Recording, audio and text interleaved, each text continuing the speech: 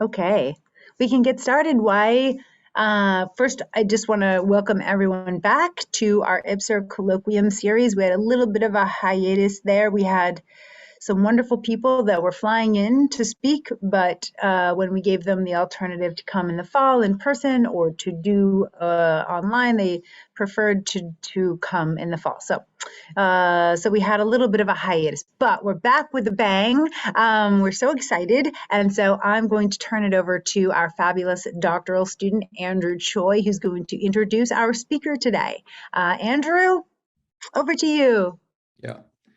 Hi, everyone. Thank you for being here. Today, I have the honor of introducing Dr. Siyu for our IPSR speaker series. Dr. Yu is an assistant professor of management at the Jones Graduate School of Business at Rice University.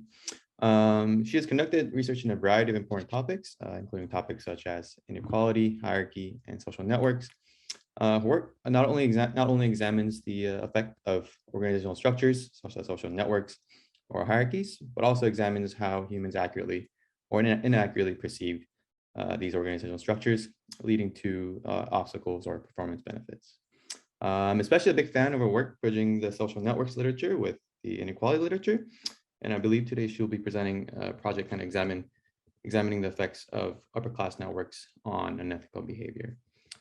And just a quick note for questions today, if you have any quick clarifying questions, please leave them in the chat and I'll bring them up to Dr. Yu. But if you have any longer, meatier questions, please hold them until the end, and we'll have some time set aside for Q&A. And with that, please help me welcome Dr. Siyu Yu to our IPSR speaker series. All right, thank you so much for such an amazing introduction by Dana and Andrew, and thank you so much for having me. It's truly great to be with the IPSR audience to present my work. I went to the sociology program Berkeley many years ago, and I still remember and consider college as my academic home. There are so many people at Berkeley have been so inspiring to me in developing my research. I also remember a time when I sit in Dr. Keltner's seminar on social class, which is especially relevant to the paper that I'm going to present today, the contaminating effect of social capital, upper class networks increase unethical behavior. To start off, I would like to invite us to think about today's higher education, especially business schools. That one thing we often try to deliver to our students is advice on how to get ahead and succeed in organizations. And much of that advice relates to the importance of cultivating social capital.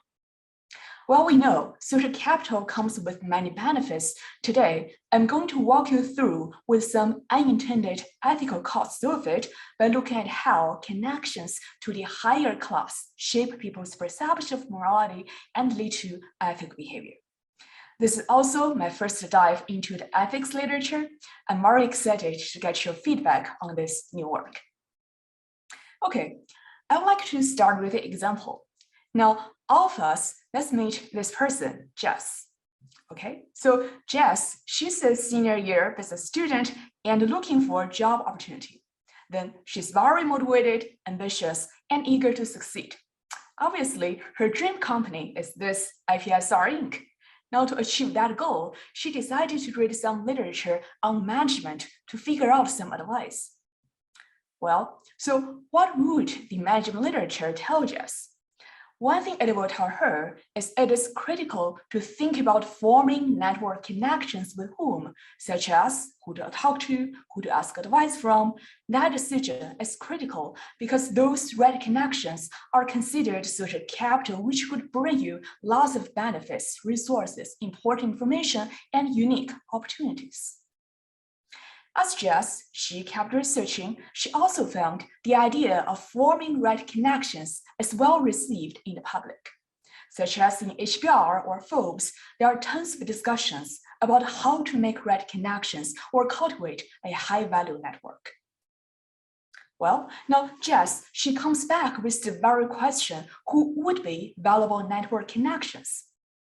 One idea is to form connections with those having higher socioeconomic status, or those people, the high SES one, who are wealthy, highly educated, and from prestigious occupations. These people, or this higher class enjoy a great deal of resource control, and leveraging these ties could essentially benefit your own career.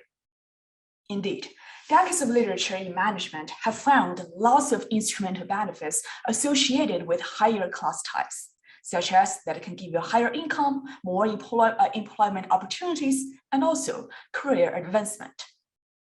Now, all of these instrumental benefits of higher class ties sounds attractive so far, right?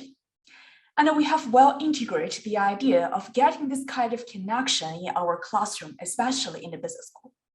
However, in this work, I would like to examine some unintended ethical costs while having higher class connections, and that may have been overlooked in the existing literature. We know that as we possess these valuable higher class network connections, we often don't stand still. We also get exposure to their thinking, their behavior, get to see how these higher class people approach the world, each from their own unique set of moral principles. I'm going to argue that by surrounding yourself with them, it will impact your own moral principle and ethical behavior. And I'm going to show you that connection with these higher class individuals are going to make us feel more relativistic about morality and engage in greater ethical behavior as a consequence. And that effect is really coming from your network, not your personal social class. So essentially, the story is about taking out your own social class from the equation, no matter you are a high class, you are middle class, you are low class. If you have a higher class network, it will likely result in this unintended ethical costs, resulting in a wide range of ethical behavior, ranging from cheating in the lab, engaging in questionable negotiation strategies, to CEO misconduct. Okay, so with that expectation, let me first provide you a working definition about what I mean by network social class. I think we're all familiar with the literature on social class. Essentially, social class is a combination of one's wealth, education, and occupational prestige. Now in society, people's social class it really vary a lot. And we often use this ladder to describe the social class distribution, so that there are people with those lower class standing at the lower rung of the ladder and those higher class standing at the higher rung of the ladder. But this is the ego perspective of social class. If we take a social network perspective, then social network, like a network social class, is essentially the average level of social class among the focal person's network contacts. So here, I'm taking an average approach because average is often the very first statistical moment when we aggregate, which is also consistent with the prior literature in network on examining the effect of one's network characteristics. Now, once more, here, basically, there are just two illustrations of someone with a higher social class network on the left, and also another person with a relatively lower class social network. So essentially, network social class is a continuum. You can have someone from the very low to very high. With that definition, so why I'm thinking that having a higher class network incurs ethical costs and lead to ethical behavior. Well, there are many more. There could be multiple mechanisms for why we might expect people embedded in a higher class network to be ethical. Today, I'm going to focus on a normative perception of a normative formation process. Specifically, the existing literature on normative perception formation has illustrated that our personal normative views on how we should behave are not formed from isolation. Rather, these are based on our social learning and sense-making of other people around you. In other words, we look at how these people behave, cognitively process that information, and form our own normative perceptions on what is appropriate and how to behave for us. Then in that process, we are not randomly referring a person on the street, but rather would refer to salient social reference. And our network contacts, people we have connection to, have lots of interaction with, naturally fall into this category. Now, based on the fact that our network connections are salient reference, then a natural question to ask is if a person is connected to lots of higher class individuals, how does these higher class individuals behave? And what does the focal person perceive from interacting with them, then shaping her own normative perception and behavior? Specifically, I argue that for a person with a higher class network, the person is going to perceive these people have a looser norm. That leads the person to become more relativistic in thinking of morality and resulting in greater ethical behavior of the focal person. Now, I know we are going to have lots of questions about this model. Let me get you through the process step by step in the next few slides. So, for a person connecting with lots of higher class idealic others, how would these high class individuals behave? There are many kinds of behavior that may differentiate the higher versus lower class individuals. I'm going to argue that a general description of the higher class behavior is they have a looser norm. So what is having a looser norm? Essentially, drawing from the cultural psychology, for those having a looser norm, they have lots of choices, flexibility, and latitude in deciding how to behave, and less concern about disapproval from inappropriate actions. Now, one thing that I would like to clarify is there's a prevalent stereotype about higher class people be very stuffy and uptight and having lots of strong social rules, such as the way you speak, the style you dress, or restaurants you go for dinner, just like all the traps of aristocracy. Well, that might be true in some social circles, like the Queen, we all know. It is also an undeniable fact, I think. If you are wealthy, you have more freedom in the society than if you are poor. And you are going to be able to get exposure to a wide range of behavior, and you can get away with more rule breaking. So what I'm really talking about here is just whether or not people think they have the freedom to exercise their own preferences as a high-class individual in deciding how they want to behave. And I think we can all agree that in general, wealthy people have more freedom than the poor. A good example of that is probably this guy, Elon Musk, one of the richest person in the world. Musk, he pretty much lives in a very loose lifestyle. For example, we see things like he voiced the very unusual opinion for a CEO that his company stock price being too high. He also smokes weed on a live show, claimed to sell all his properties to live in a private home. I know this is a very extreme example, but generally that is in line with the prevalent notion that money gives you freedom. Indeed, there's also evidence supporting the idea that higher class have looser norms, such as per literature have found those high SES individuals, they value less about obedience, they conform less to others' choices, they have less aware of social norms, sometimes engaging in more self-benefiting, like cheating behavior. So now, imagine we have these higher class people as our friends. We are going to see them acting in these kind of free ways, so that we are going to get exposure to these people having a looser norm. Then I argue that this exposure shapes our own perception on social norms, such as how we think of morality and resulting in ethical behavior to the focal person.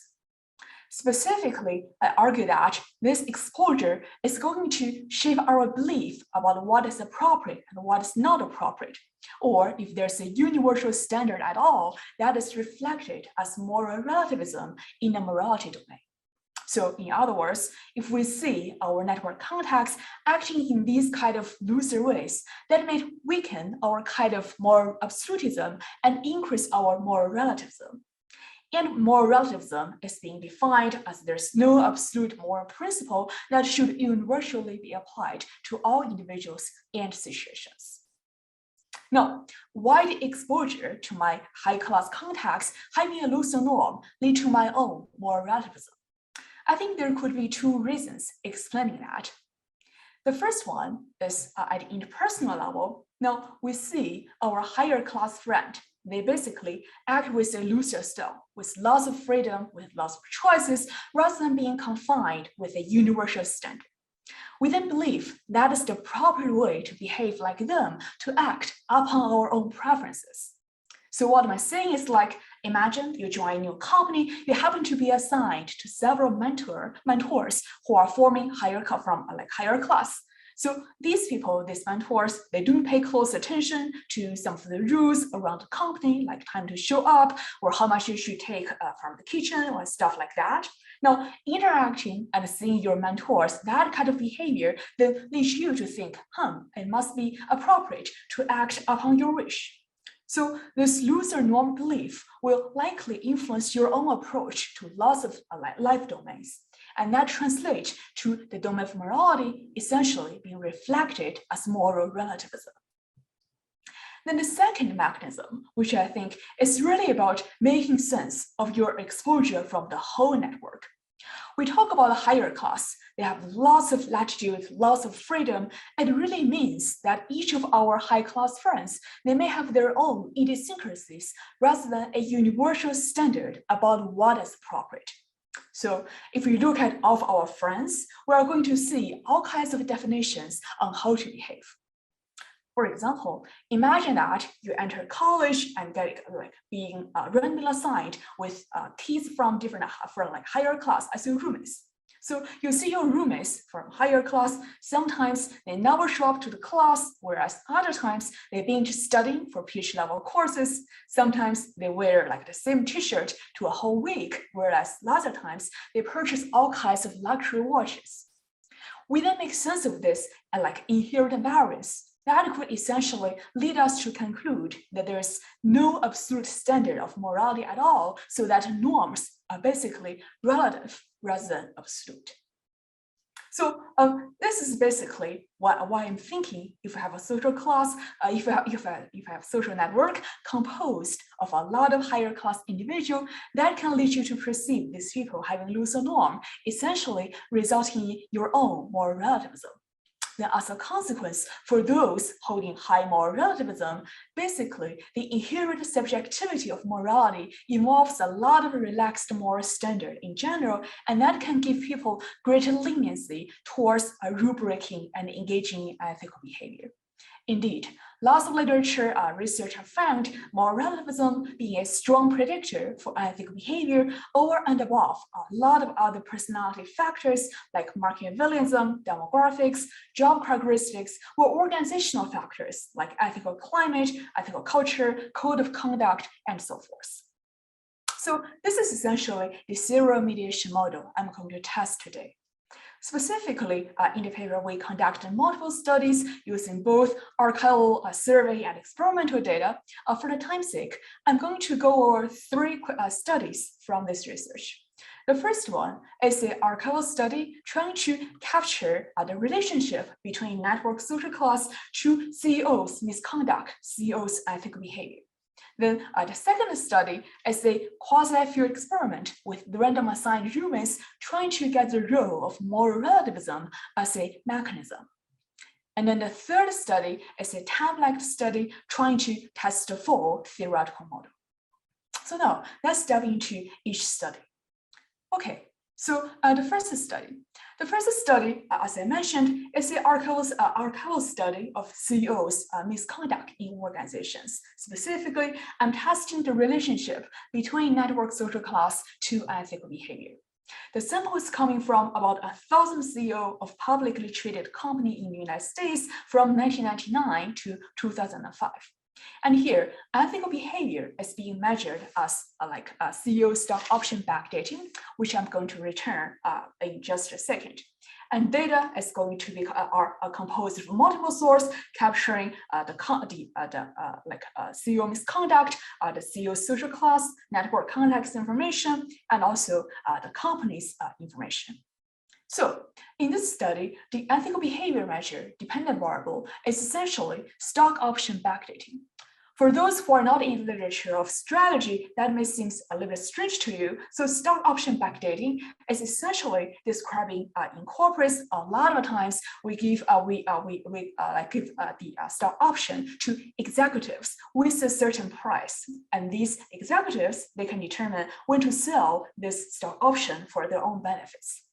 Now, stock option backdating is specifically ethical behavior that may be detected for those CEOs Specifically, what that looks like is if you give CEO a stock option in a especially lowest price across the time period, essentially that gives the focal CEO, the executive, a greater potential like profit range, while the person is selling the stock option in future. So to illustrate that, if we take a look at the figure here, essentially that is describing a 60-day time window around a grant. There are some normal days, as you can see, the price of the stock option can go up and down, as it's not really any especially low price at all. Whereas there are some lucky days happening for stock option. As being illustrated here, this is an especially suspicious date being given to the CEO, meaning that such a lucky day, such a date with a specifically low price, give the focal CEO a higher range for possibly selling the stock option in the future with the greatest profit margin. Now, essentially, that is being considered a behavior cheating, going out loud in 2005. So in this sample, we have about 27% of the stock options being backdated, meaning that around 27% of stock options are suspected to this kind of misconduct ethical behavior.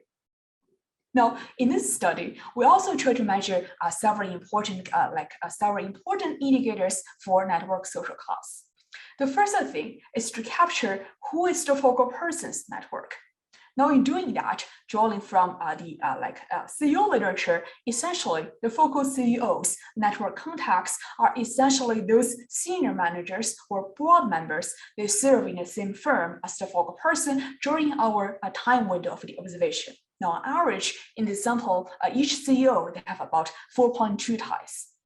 Then the next thing is to determine this contact's social class. Now here, we use an indicator of social class, which is wealth. That is the combination of each person's compensation, value of options, stocks, and incentive plans.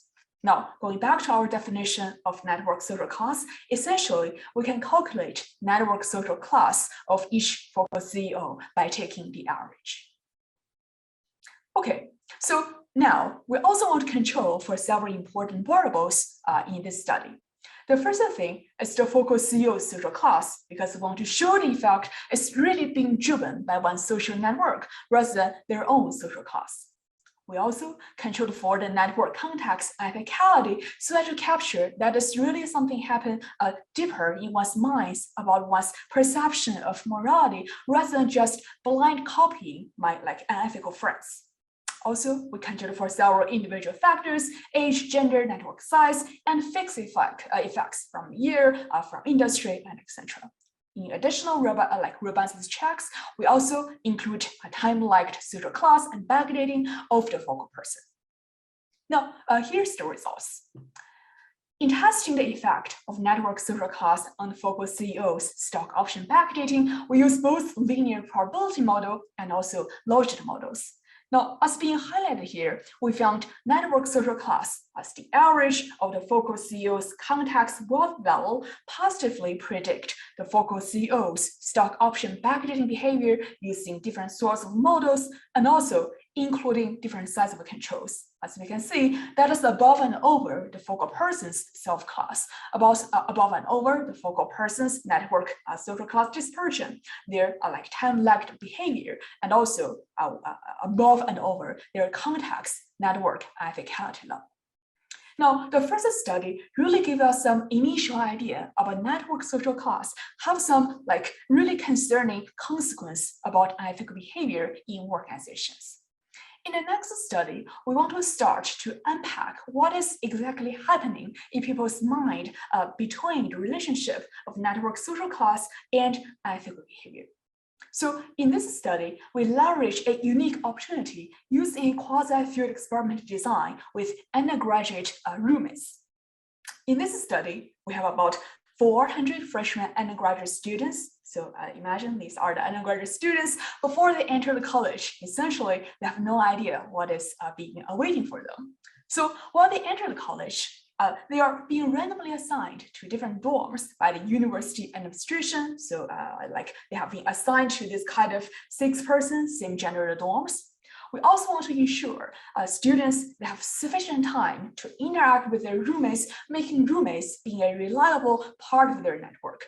So after about 7 months later, after they enter college, we measure their moral relativism and ethical behavior.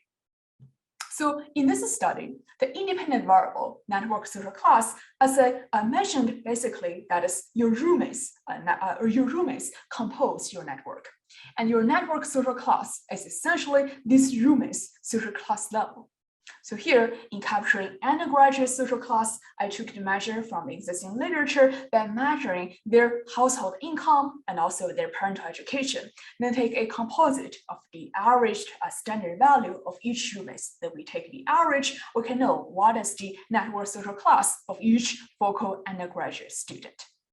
And once here, as we can see, we have quite a range of distribution of variance of the sample. So students, they may have different level of network social class. Here, as I mentioned, we also try to capture how does being embedded in a network with different level of social class can change your moral perception, specifically moral relativism. So here, after 7 months, students enter college, they report their moral relativism using the standard measures, such as indicating to what extent they agree that what is ethical varies from one situation and society to another. We also start to test a dependent measure here using a very widely used measure of ethical behavior, which is the self-reported inappropriate negotiation strategies. So students were asked to imagine now you're in a negotiation scenario playing as the role of selling a set of repair equipment to your counterpart. To what extent you are going to engage in lots of inappropriate strategy in a negotiation, such as intentionally misrepresent factual information in order to support your negotiating arguments or position. Now, we also control for a bunch of control variables. Similar to study one, we want to show the effect is above and over the focal person social class. We want to show that is also not just blindly copying my roommates, their ethicality level. We also control for demographics and cohort fixed effects. So here are the results from the multi-level SEM model. On the above of the slides is basically the effect on network social class on moral relativism. On the end, on the bottom, is about network social class on ethical behavior in terms of the sense measure. So as we can see here, first of all, network social class has a positive influence on these students' moral relativism and ethical behavior. And once again, that is over and above their self-class, that is over and above their network characteristics, such as it's not just about copying my ethical roommates. Now, this study also provides us a platform to start testing our indirect effect. Consistent with the hypothesis we found for these undergraduate students being randomly assigned to roommates, their network social class in terms of roommates' social class level predict their ethical behavior 7 months after freshmen enter college, and that is being mediated by the moral relativism. So I think I see there's a question from the audience asking, do we have any interactive effect with the control variables? So far in the studies across the package, we don't find any consistent interactions. In some of the study, sometimes not all the studies, we found interaction between network social class and the soft social class. So you could imagine for the downsides, for the harmful effect of network social class on the behavior, sometimes that is especially significant for those higher class individuals.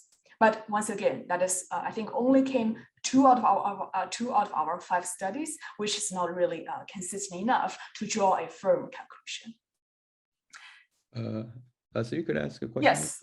So Arthur was asking, does any of the effects interact with the control variables? Yeah, I think I intend to answer that yet, but as I mentioned, we don't have many consistent finding in terms of the interaction with the control variable, like for gender, for age, for industry, so on, so on. These type of variables, we usually don't find any consistent effect. But as I mentioned earlier, the I think the only salient interaction is the self-social class and network social class, coming from like two out of our 5 studies. Sometimes we see network social class has even more harmful effect for an individual who is coming from higher social class background. But once again, as I mentioned, I think the lack of consistency really prevent us drawing any firm conclusion from that. Hopefully that helps. Okay, so now let's have some time to take a look in the final study of this presentation, which is a 10-legged study trying to test the full theory, serial mediation of the hypothesis. Specifically, in this study here, in the time 1, we measure the focal person's network social class, and also to what extent these people in one's network having a looser norm. And in the second time, we measure each person's moral relativism and ethical behavior, really trying to use time 1 network social class, predicting their subsequential moral relativism and ethical behavior. Now, there are about 5 weeks apart from the 2 different times. Our sample are coming from Turk. We have more than 800 US adults recruited from Amazon Mechanical Turk in time 1, and in time 2, we have 461 people completed. So that is the entire sample for this study. Now, in this study, one thing we try to capture that hasn't been captured in a prior study is really a more comprehensive measure of network social class. So the first thing is we ask each person to identify their network composition in terms of name up to 10 people with whom you discuss important matter, seek out help, advice, hang out socially. And we really want to capture all the indicators of these network contacts, social class, like education, income, occupation prestige, subjective social class ladder. We then being able to calculate a composite measure. Here we have network social class, once again, as the average of contacts social class composite. Another thing we try to extend to our study is we measure our first mediator about to what extent contacts have a looser norm, whether these high-class contacts, they indeed are being perceived as having looser norm in the eyes of the focal person. So we adapted a measure from Michelle Gelfand, asking the focal person reporting to what extent they think that these 10 people in their network, they can exercise their own preferences, such as they have a lot of freedom in deciding how they want to behave in most situations, and etc. We also, similar to the study 2, measure our second mediator, moral relativism, in the second time with the same measure. Here, we also measure dependent measure, like ethical behavior, using a wide range of different tasks. The further thing, the sense self-reported inappropriate negotiated strategy is the same one as the second study. We also measure using a behavioral indicator, an anagram task. Basically, participants were asked to resolve 7 anagram tasks. Some of them are really easy, but the others are really unsole for words. So the number of overclaimed correct solution is an indicator of ethical behavior. In addition to that, we also measure their self and other beneficial ethical decision, trying to see if there's any variance across the person who is benefiting from ethical behavior. These measures are really highly correlated to each other, so we also compute a composite score. Now, in terms of results, first of all, consistent with the expectation, we found a network social class positively related to contacts having a loose norm. So on average, if my network composed of a lot of high-class individuals, I tend to think these people, they indeed live with the loose norm. And then, consistent with the prior finding, we found network social class in time 1 predict the focal person's moral relativism in time 2. And all of these tests also evolved over self-class, evolved over your network characteristics. Then for the dependent measure, ethical behavior, we found quite consistent results across different types of behavior. But here, for simplicity, we report the composite measure. Once again, network social class positively predicted ethicality of the individual's behavior across a wide range of indicators. Finally, this study allows us to test the serial mediation model. Essentially, we found the support of our model across different measures of ethical behavior so that individuals who have a network composed of a lot of higher class individuals, the person tend to perceive these people having looser norm, subsequently lead the person to have higher moral relativism, and as a result, resulting in ethical behavior of the focal person. And bootstrapping results, we confirm that serial indirect effect from network social class to ethical behavior, first through perceived norm looseness of my context, and secondly, through the elevated level of more relativism of the focal person. So essentially, I hope this work can make several contributions to the existing literature. The first thing is to the social network literature. Hopefully, we provide a more comprehensive understanding of social capital by revealing this kind of ethical costs of having high-class ties. Specifically, we really hope to identify a unique norm-based mechanism through which networks can drive this kind of ethical behavior.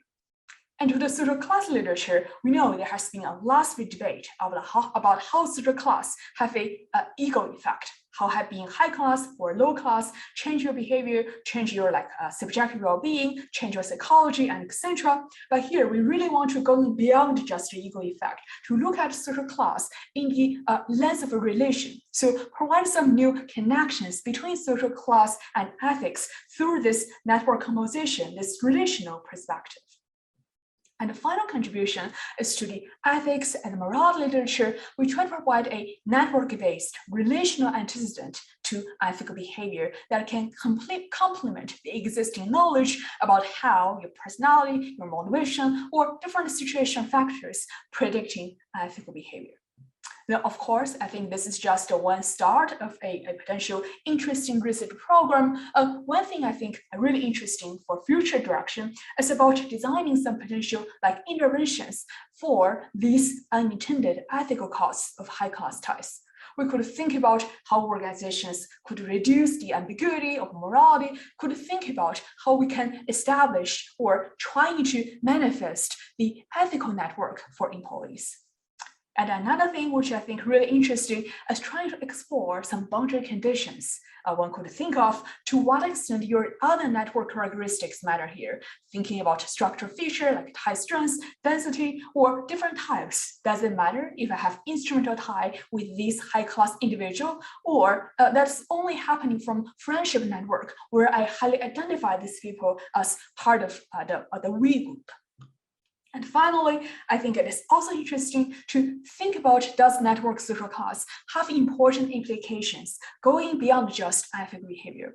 We all know that SES or power, status, hierarchy in general can influence not only some selfish behavior, but also it has a lot of benefits like creativity or executive function and etc. Can these effects being demonstrated by the social class of network as well?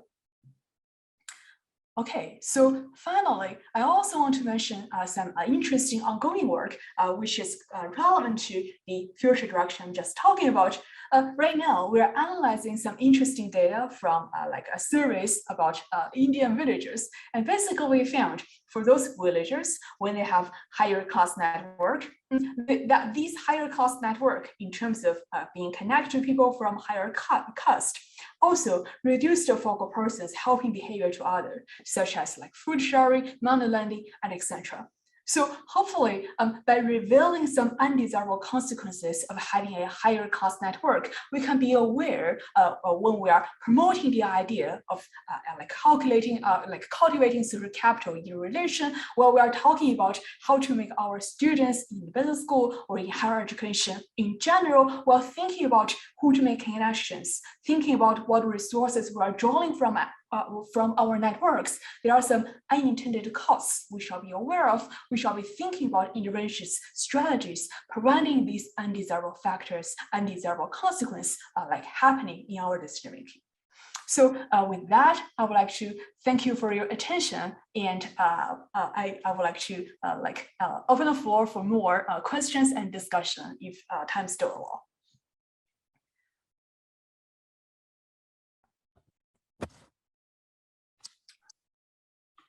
Thank you for a great talk. Stephen had a couple questions in the chat that I'll Yes. bring up first. Okay, let me So take a look. yeah, he was asking, can you talk about identification of the network contagion effect, especially with respect to compounds like homophily? Yes, so I see here, I think that is a really interesting question. I think homophily essentially is the fundamental factor driving your social network. We tend to be friendly with people who are similar to us. So in the data or in our current investigations, well, I think there are two things I want to mention. The first thing is we do observe quite a lot of homophily happening in the data. So if you're a higher class, you do tend to have network with more higher class than if you're a lower class. So to deal with that, like empirically, we try to control for your self-social class, partially that out. And secondly, as I mentioned in the second study, by randomly assign students into different rooms can help us to reduce the concern of homophily being a core factor driving the effect. So essentially, although in reality, I think that is possible if I'm just trying to seek out befriend with other people who are similar to me. But if you are being assigned to a context, like you have some kind of like externally decided network, network context, the influence from that random network can at least give us some idea about how network connection in terms of social class can result in different effect on morality and ethical behavior. So I think the second question, which I see from chat now, is many of the ethical behavior seem to be related to acquiring more money. So does that effect can be extended to other type of ethical behavior? I think that is an excellent question, which is really tapping onto the idea of like unethical behavior is such a wide range of decision making. So, so far from my reading in the OV literature, organizational behavior literature at least, is most ethical behavior is being involved with some kind of like monitoring incentives with money. So I think for now, we don't have a definite answer to that, to what extent, like for example, if you have high class network can make you more likely to cheat in a marriage, for example. But I think if our mechanism is is being generalizable, I think that may also likely happen, because essentially a network social class can change the way you are approaching the world, can change the way you are thinking about morality in general. So that may not just be confined to cheating, to acquiring more money. But I think that is certainly a question which we should consider collecting additional data to test it more, definitely. Next, I think Arthur had a question. I'll promote him. Yes. Good. So I just wanted a couple. This is such impressive work. Two questions. One is about study 3. You talked about the other beneficiary being a kind of immoral behavior. Yeah. How does that work? Normally, another beneficiary. I mean, obviously, if it's my child, it might be. But if it's the homeless person I'm helping, it's a little different. Yeah, I really like that question, which I think also linked to like Stefan's question earlier is, now in study 3, we observe the effect to both self-benefiting and unbenefiting ethical behavior. It is really relevant to the idea of like network social class change my general perception about norm, change my general perception about morality. If I think I can act upon my wish, it doesn't matter my son is benefiting, it doesn't matter if a random person on the street is benefiting, it doesn't matter if that's about like cheating in marriage, it's about or propaganda or whatever. So I think that is actually a set evidence consistent with the theory that probably network social class can have a profound effect on your general perception towards norm, and as a consequence drive all sorts of ethical behavior, not just benefit yourself. Interesting. And the other question was going back to my question earlier about interaction. Yeah. In those studies where you find that people from lower social class are not as effective, I would have expected, normally people who are low on something change more when impacted. I'm wondering if people with low social class might even become, in some of them, more, I don't know if the variance increases, become even more moral because of seeing the immorality of those around them and wanting to keep it up. Yeah, that is really interesting. I also see there's a lot of like theoretical reasoning support the idea that low-class people, they might be especially like the idea of being like keep up with their drones. Like for low-class people, if they want to move up, probably they are more likely to act similar to the high-class individual. So although I see that as part of the reasoning that may happen, I also wonder maybe there's a counter force coming from social class. We know all the work by Dr. Kettner, of his students, showing that low-class individuals, they are more contextualized, essentially, they are more interdependent, they are more prosocial, they are more concerning about the welfare of others. Now, I wonder probably that is such a strong imprinted ideology in some degree in their mind, and such a strong belief or such a strong perception is not as easily changeable, even though you have a lot of higher class friends in your network. But that is just my speculation. So far, we don't have data speaking to that yet, but this is a really interesting question. And do your data speak to the other side, that do high class individuals, if they are on a network of mostly lower class people, do they become more moral? That is really interesting. I think two things. First is, as I mentioned, the interaction is not really a stable fighting, so we don't have a firm answer to that. And secondly, to our surprise or not surprise, we don't have many high-class people who have low-class network, which may also describe the reality of the society. Yeah. But I think that is really interesting. I think it's very interesting to see, especially when high-class people imagine they are being assigned to a context. They can only interact with low-class friends. Can that change their ethical behavior by nature? Probably that is intervention we could think about, preventing those CEOs engaging in all sorts of misconduct in organizations. Yeah, very exciting stuff. Very impressive work. Thank you.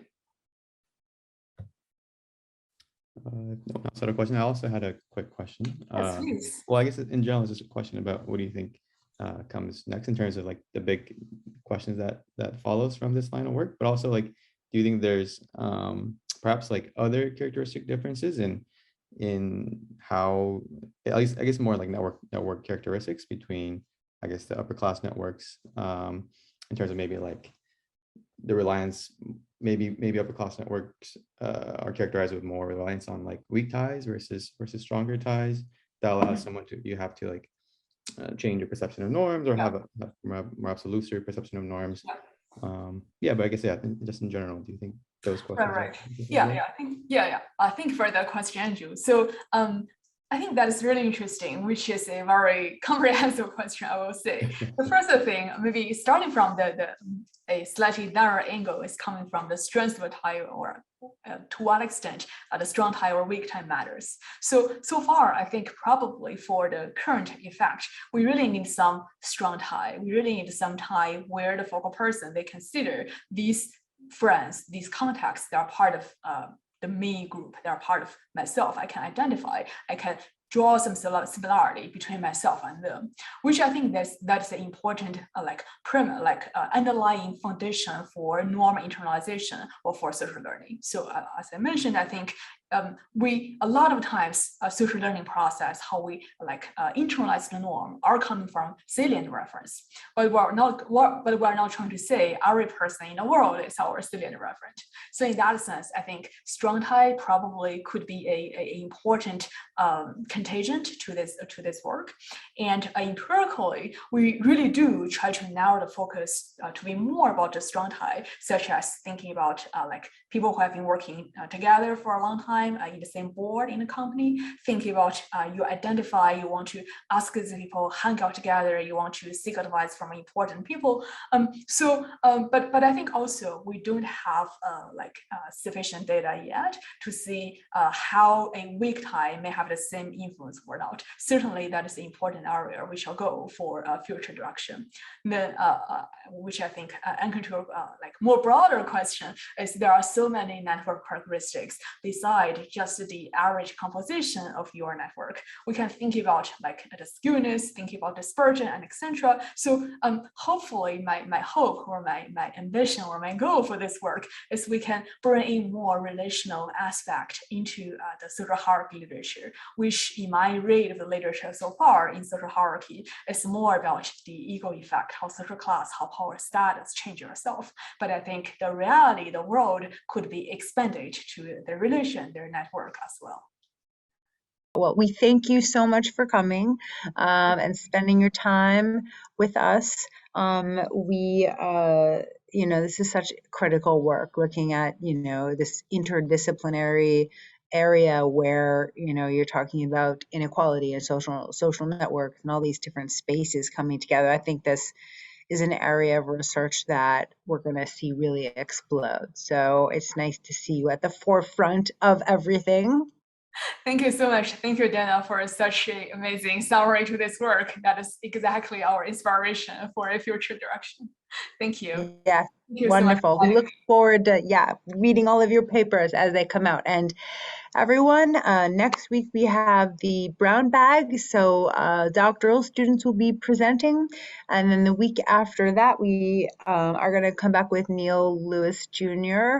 So we will see you in 2 weeks after brown bag, although brown bag, and again, Siyu, thank you so much for coming today, and Andrew for moderating, and Elizabeth for being the goddess of all things technological. Thank you, everyone, for joining, and see you again. Thank you so much for coming today. Thank you so much. I'm looking forward for more interactions in the future, and looking forward to sneaking in the next Zoom session. Yes, we do too. Wonderful. Okay, thank you all. Thank you all. Have a great day. All right. Thank you. Bye.